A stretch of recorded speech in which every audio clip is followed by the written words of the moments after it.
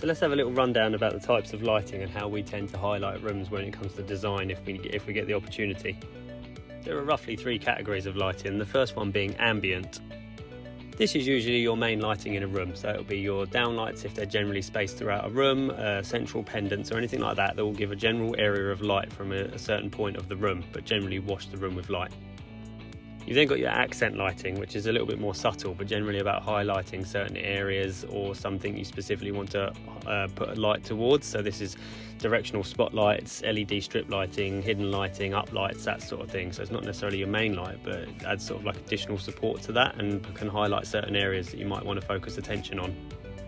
Then there's task lighting, and this is a lot more practical. This is for highlighting areas that you might be working in a workshop, or lit mirrors in bathrooms, things where you may want to be physically have a better light for seeing into, things like cupboard lighting as well, which makes things more practical for people.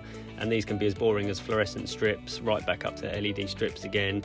Anything to provide that better light in an area you might need to focus a little bit more on. These are normally a little bit more customer led as well, as they may have a specific function they want this lighting for, so this is where you might need to listen to them a little bit more and get some feedback as to what they specifically want. Bathrooms are quite often a good example as to where these 3 types of lighting will actually meet, as you generally get quite a lot of different types of lighting within a bathroom, so you tend to find they actually all merge into one in that sort of area. We've often found sort of like a 4th category as well, which is customer led, generally more specific to their taste, not necessarily falling into the other categories, but we've sort of had like lit gaming areas, colour changing lighting on pergolas, starlit fibre optic ceilings, that sort of thing, a bit more of a personal touch, but still brings out a really nice finish.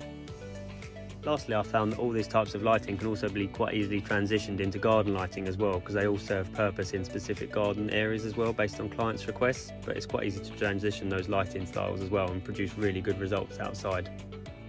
If any of this was remotely useful to you, then drop us a comment. Thanks for watching.